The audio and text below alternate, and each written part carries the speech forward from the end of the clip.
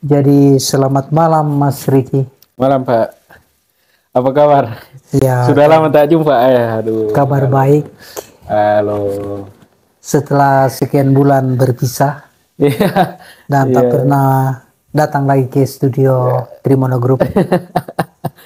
Ya, kita sangat rindu ya Mas Iya. Riki. Bukannya, Lebih-lebih kepada hmm. produser kita Iya. Mas Evan Trimono Group. Ah. Cukup santai kita malam ini Mas Riki. Hmm. Kira-kira apa yang akan kita bahas malam ini? Ya, akhir-akhir ini kita setelah pemilihan kita suhu panas kita katakanlah mungkin kita sudah lewati Ya, suhu ya. panas pemilu tahun 2024. Tapi Ya. kali ini mungkin kita Mas ya bisa katakanlah obrol santai begitu. Iya betul Mas Riki. Setelah pesta demokrasi selesai, alhamdulillah sudah selesai ya Mas ya. Iya. Mas Dandi Tokon, dan kita pada akhirnya kita dipertemukan kembali di studio tercinta Trimono Group. Ya. Iya. Dan seperti yang kita rencanakan semula untuk bincang-bincang sekedar Ya. obrolan malam begitu ya Mas Riki terkait pemilu yang sudah berlalu. Ya. Katakanlah suhu panas sudah Ya, suhu berlalu. panas yang sudah berlalu. Ya. Dan kira-kira fenomena apa yang pernah terjadi belakangan ini Selama dan pemilu. selama pemilu.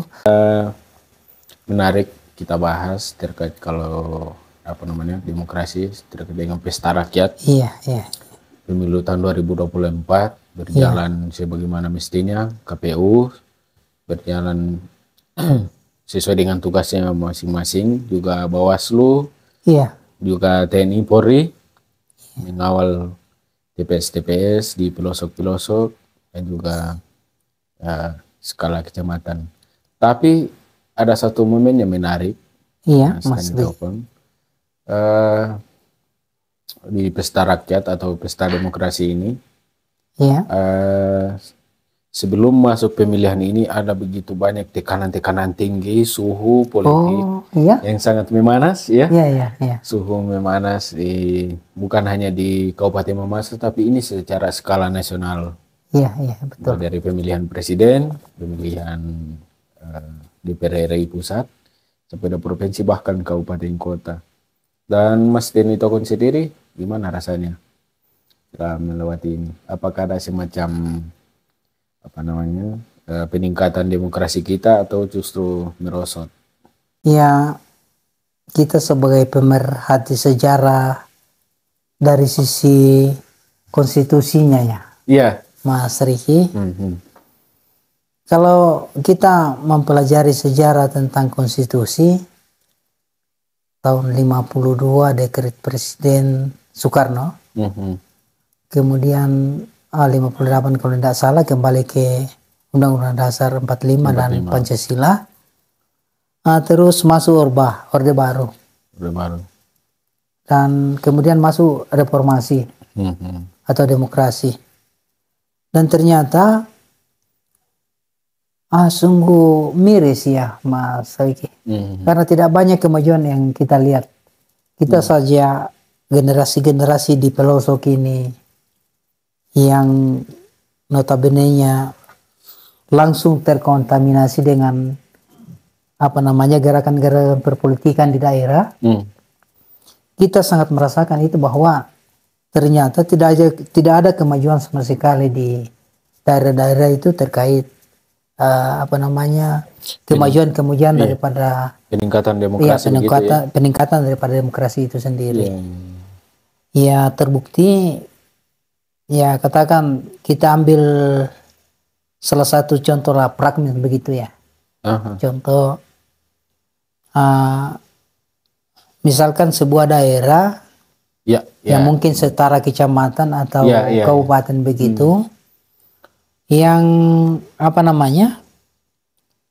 tidak ada sama sekali generasinya yang bisa terdorong atau terorbit Ya. untuk mewakili daerah mereka itu sendiri untuk duduk sebagai anggota dewan. Kok bisa begitu ya? Apa karena... Nah ternyata begini Mas Riki, menurut penilaian saya sebagai masyarakat pedusunan yang tentu sekali intelijensinya ya di bawah, tapi bagaimanapun juga kita sebagai masyarakat biasa yang langsung bersentuhan langsung atau terkontaminasi langsung, terjun langsung ke masyarakat. iya, terkontaminasi langsung dengan berlangsungnya pesta demokrasi di daerah, maka sangat kita rasakan Mas Riki. Bahwa ternyata ada saja daerah-daerah yang tentu yang setara kecamatan begitu, Ya. yang apa ya, dipenuhi sebenarnya oleh para elit-elit politik dan juga para intelektual. Ya. Namun pada dasarnya ada saja daerah yang masih menganut sistem-sistem zaman dahulu ya. Kalangan saya harus berkuasa begitu. Iya, dalam konteks perkembangan zaman ya seperti sekarang ini sudah tidak berlaku sebenarnya ya Mas Riki. Karena yang kita butuhkan sekarang adalah skill, kemudian wawasan luas tentang masa depan ya. Ada saja yang mungkin setara kecamatan atau kabupaten yang apa namanya tidak mampu untuk mengorbit salah satu putra terbaik di dalam daerah itu atau lingkup wilayah itu untuk duduk sebagai wakil rakyat. Iya, wakil di dalam penyampaian aspirasi masyarakat ke pemerintah daerah atau provinsi. Apakah itu dilatar belakangi oleh ambisi kelompok tertentu, ya kan? Atau memang ini dipengaruhi oleh faktor sekat-sekat yang sangat tipis, memisahkan antara rakyat dan elit ini? Bagaimana menurut? Iya, menarik sekali Mas Riki untuk kita bahas malam ini.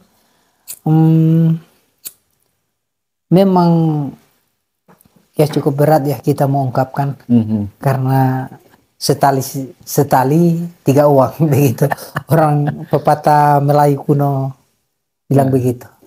Iya. Namun bagaimanapun juga kita tentu sekali akan berstatement sesuai dengan apa yang kita, penalaran kita, apa yang kita lihat, apa yang kita rasakan di lingkup kita. Ternyata ketika kita melakukan analisis di lapangan, rupanya perpolitikan di daerah-daerah itu masih dipengaruhi oleh faktor-faktor sistem apa namanya tradisional. Karena di berbagai daerah ya seperti ungkapan-ungkapan para pesejarah tempo dulu yang menuliskan sejarah ya, kita pelajari di sekolah-sekolah itu bahwa adanya bangsa Indonesia dari zaman dulu tidak pernah sanggup untuk mengusir penjajah dari Nusantara karena apa? Sistem kedaerahan. Dan rupanya dalam pesta demokrasi atau di dalam perpolitikan tingkat nasional dan daerah, sistem kedaerahan itu masih tetap melekat kuat di sanubari. Mulai dari tingkat bawah atau kalangan ya seperti saya yang tidak tahu mana tentang politik, pengetahuan saya juga ya sebatas itu. Kemudian pendidikan saya latar belakangnya juga ya seperti itu. Kemudian banyak yang akademik yang intelektual begitu, tokoh-tokoh yang ditokohkan. Namun ternyata sifat kedaerahan itu masih tetap melekat kuat juga sampai sekarang. Jadi ketika sistem kedaerahan itu melekat kuat, maka yang muncul itu adalah sifat keakuan dan strata. Itu ternyata itu masih terbawa ya, masih melekat. Masih tetap terbawa.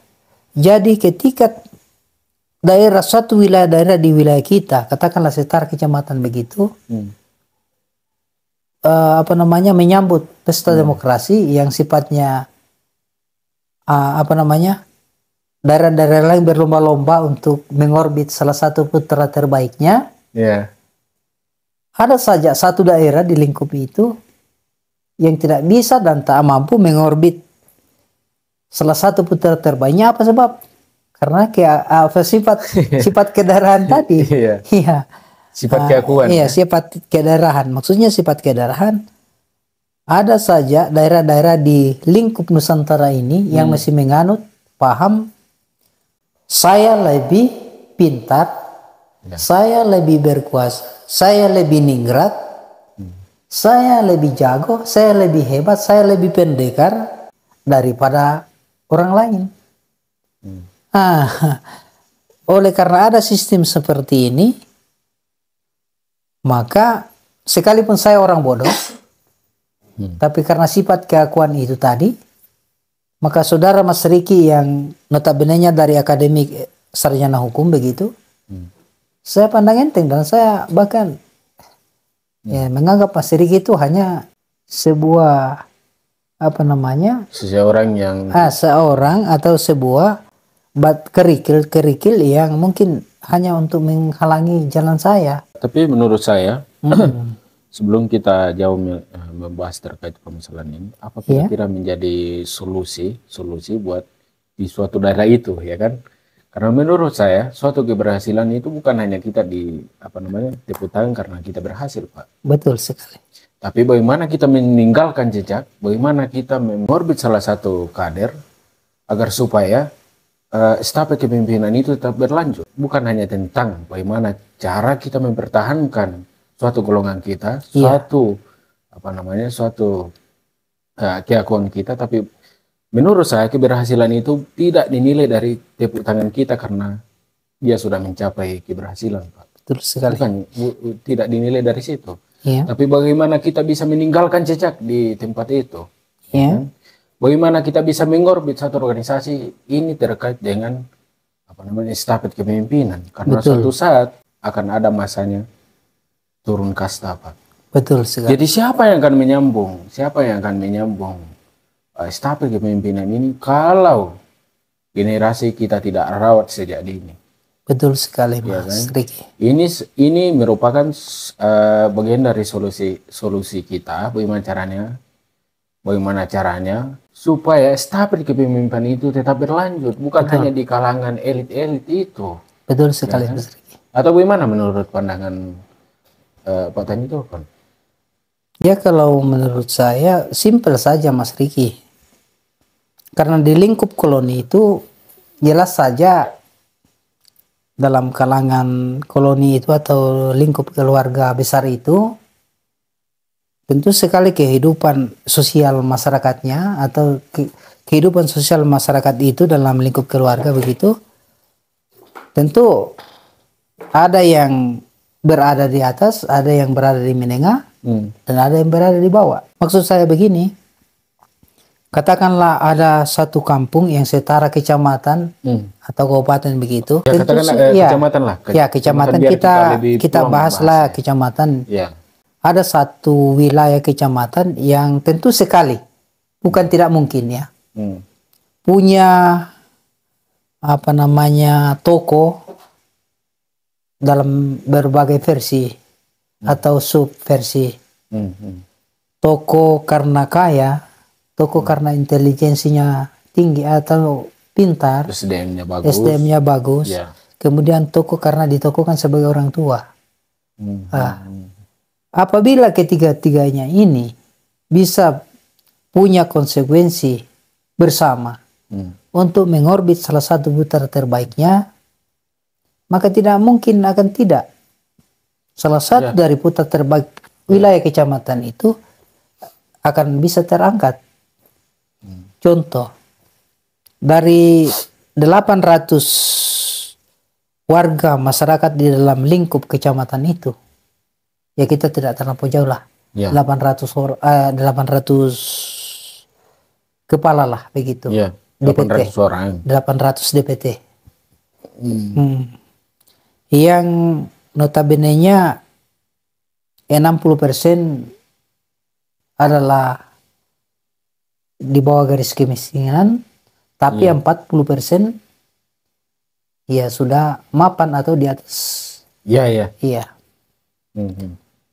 Apakah yang 40% ini tidak bisa menyatukan persepsi, tidak bisa menyatukan persepsi untuk mengorbit salah satu putra terbaiknya, apakah dari kalangan 40% ini atau bisa mereka ambil dari kalangan yang 60% itu tadi. itu. Iya.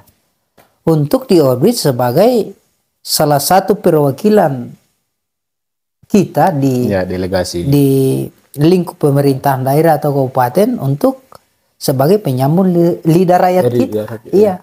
Tapi menurut saya itu semua tidak akan tercapai apabila kita tidak menyadar tidak mempunyai kesadaran masing-masing. Iya, betul sekali Mas Riki. Kalau masih ada sekat-sekat atau masih ada kotak-kotak di antara kita, baik yang kalangan atas, baik yang kalangan bawah, masih ada kotak-kotak dipisahkan oleh sekat-sekat yang sangat tipis, yang sangat kecil, menurut saya itu semua tidak akan tercapai. Betul sekali Mas. Karena kenapa? Tidak akan pernah maju, baik yang sebagai menyatakan dirinya sebagai kelompok elit, menyatakan dirinya sebagai tokoh yang paling berkompeten dalam skala kecamatan itu, Iya. ya kan? Kalau tidak didukung oleh yang katakanlah kelas menengah ke bawah. Iya. Karena menurut saya perjuangan yang sesungguhnya adalah memberantas atau meningkatkan kehidupan ekonomi di kecamatan itu sendiri melalui perjuangan kita terhadap yang katakanlah kita tidak maksud niat yang buruk ya, tapi kita memperjuangkan bagaimana kita menyetarakan semua golongan, baik yang golongan yang menengah ke bawah, baik ataupun menengah ke atas, Pak. Betul. Itu tidak, menurut saya itu akan tercapai apabila tidak ada sekat-sekat yang kecil, golongan-golongan yang tidak ada golongan-golongan tertentu yang menguasai di skala di suatu tempat itu. Dan salah satu juga kendala dan harus kita berantas Mas Riki ke depannya, ya yang sudah biarlah berlalu. Menurut pepatah Melayu kuno juga, ya Mas Riki, yang lalu biarlah berlalu. Tapi ke depannya salah satu hal buruk yang harus kita berantas di salah satu wilayah, kalau misalnya ada ya Mas Riki, adalah sifat mempertahankan diri untuk mencapai suatu tujuan yang sebenarnya hanya untuk kepentingan diri pribadi. Salah satu contoh apabila misalnya, tapi ini hanya umpama ya kan? Ada saja orang yang mengorbankan anak atau istrinya atau saudaranya untuk mencapai suatu kedudukan yang katakanlah sangat bergensi, sangat bergensi gitu. Dan mengamankan posisinya supaya kedudukan bergensinya itu tetap langgeng selama sistematika pemerintahan itu berjalan. Kalau mempertahankan pribadi masing-masing, saya kira kita semua bisa. Ya betul. Tapi tingkat keberhasilan itu, saya ulangi lagi ya, untuk kedua kalinya, tingkat keberhasilan itu tidak dinilai dari seberapa jauh dan seberapa hebat kita mencapai pencapaian secara individu. Betul. Menurut saya keberhasilan itu bukan, ya balik lagi, saya ulangi lagi, bukan tentang bagaimana kita ditepuk tangani. Betul. Karena kita berhasil merebut apa yang kita cita-citakan. Tetapi suatu keberhasilan tingkat bagaimana kita memberdayakan masyarakat di sekitar kita, dan bagaimana cara kita meninggalkan jejak sebelum kekuasaan itu jatuh, dan bagaimana kita bisa mengorbit generasi di daerah tersebut, Pak. Betul. Dan salah satu juga artinya ini, tapi ini hanya semacam katakanlah masukan, pernyataan atau statement pribadi kita untuk generasi-generasi yang akan datang atau yang sekarang generasi muda, bahwa salah satu yang harus kita berantas itu adalah mencapai suatu tujuan dengan mempergunakan atau melakukan berbagai macam cara yang sifatnya ada istilah-istilah politik kotor begitu. Tingkat keberhasilan di suatu kecamatan itu akan dicapai apabila generasi-generasi di daerah tersebut memiliki kesadaran masing-masing bahwa Iya. Estafet pemimpin itu sudah saatnya kita belajar untuk muncul di permukaan. Akan tetapi Betul itu sekali. tidak akan tercapai apabila solidaritas atau kebersamaan gotong royong kita tidak terjaga, Pak. Apabila kita memperjuangkan dengan dalil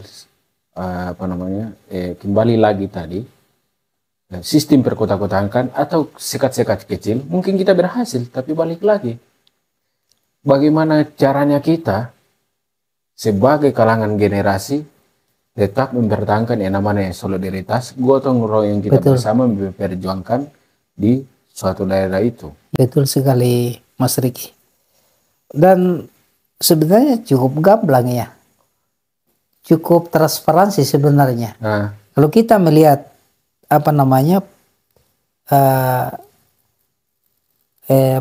rotasi-rotasi yang terjadi di pusat, kemudian sistem-sistem yang mereka bangun itu secara tidak langsung mereka mengajarkan kepada kita bahwa sudah saatnya generasi muda itu harus terbangun. harus muncul. Buktinya Gibran Rakabumi yang anaknya Presiden Jokowi ini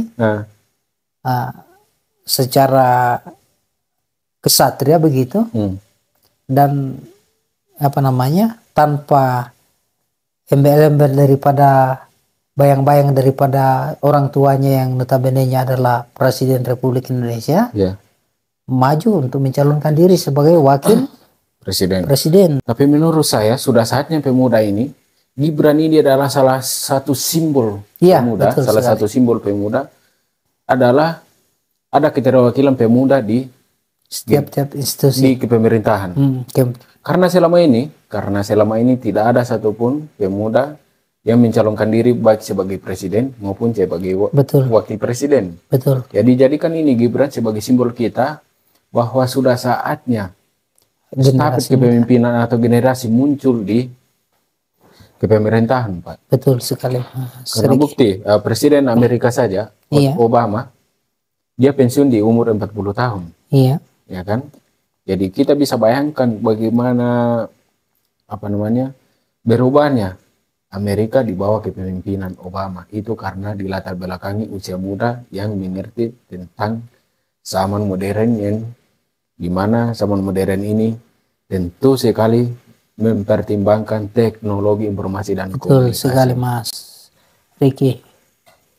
Dan sebenarnya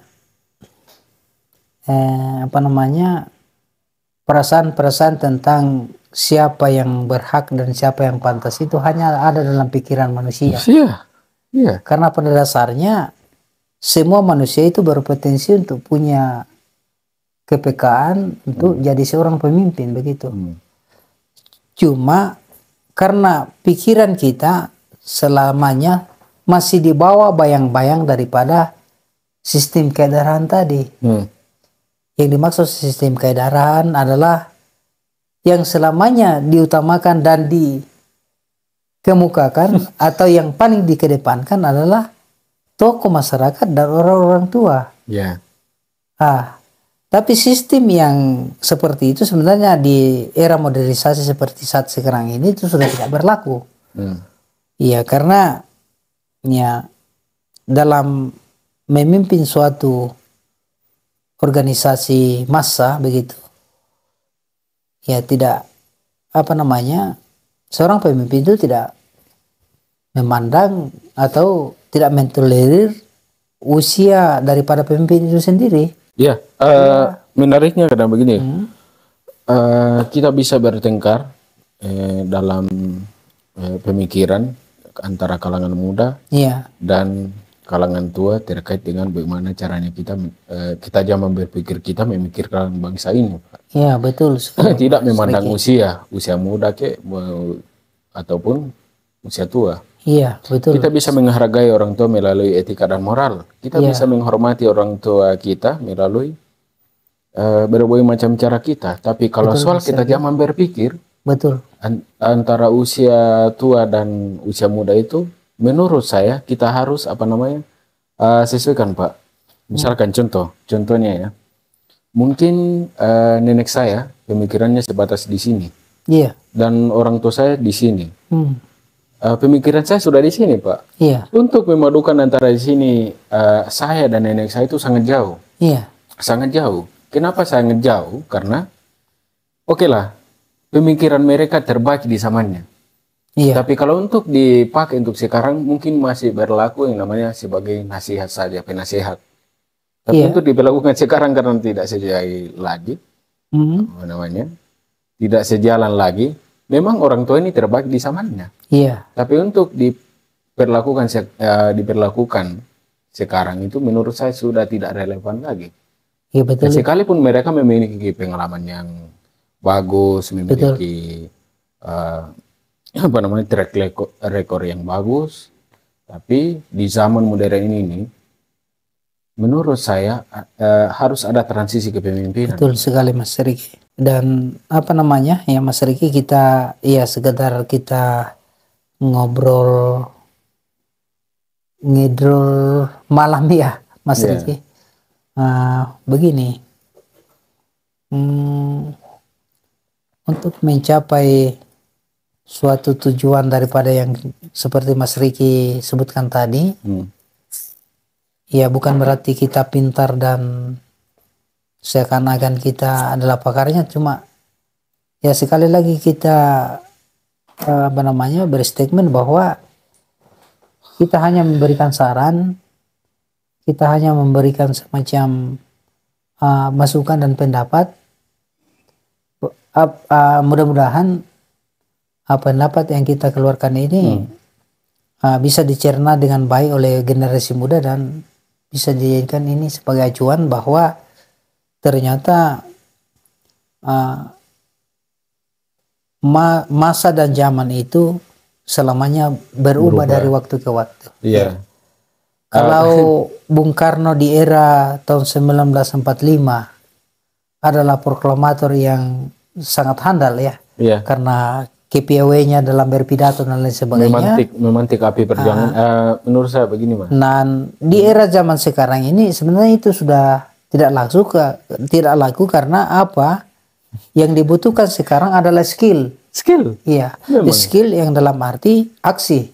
Aksi. Jadi mudah-mudahan lah generasi kita ke depannya ini sudah tidak terikat lagi dengan doktrin-doktrin atau dogmatika daripada sistem kedaraan lama yang kita sebutkan tadi. Ya misalnya kita ambil contoh di lingkup katakanlah kecamatan begitu. Iya, yang ternyata di dalam elit-elit politiknya yang seharusnya memberikan wejangan dan mengorbit salah satu dari putra terbaiknya, justru mereka yang tercerai di dalam karena kepentingan dan masing-masing mempertahankan posisi. Jadi mengorbankan ini, mengorbankan itu. Yang penting kedudukan mereka aman. Bahkan keluarga pun dikorbanin. Oh ya, bahkan ada katakanlah, tapi ini mudah-mudahan tidak terjadi ya. Ada saja yang mungkin saja mengorbankan anaknya.